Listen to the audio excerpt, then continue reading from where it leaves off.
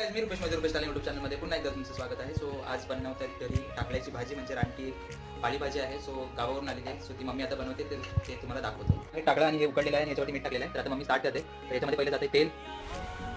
तर त्याच्यामध्ये गेलेलं आहे लसूण. आता याच्यामध्ये रेड होईपर्यंत लसूण टाकायचे. त्याच्यामध्ये जाते कांदा.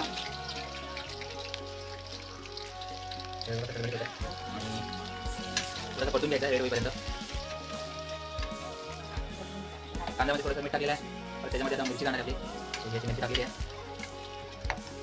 ठीक आहे. आता याच्यामध्ये मग मी तिळाची चटणी टाकली. घरगुती तिळाची चटणी बनवली आहे. काळी तिळ त्याची चटणी आहे. त्याची त्याच्यामध्ये टाकलेली आहे. त्यानंतर त्यामध्ये हळद टाकते. हळद केलेली आहे. लाल तिखट म्हणजे आपला घरगुतीचा मसाला बनवतो आम्ही घरी. तो लाल तिखट टाकलेला आहे. त्याच्यामध्ये चवीनुसार टाकलेली आपल्याला पाहिजे तसं. सो याच्यामध्ये आता जाणार टाकल्याची भाजी तिथे उकडलेली आहे. उकडल्यानंतर त्याची त्याला कटिंग केलेली आहे. त्याच्यामध्ये आता जाते आपल्या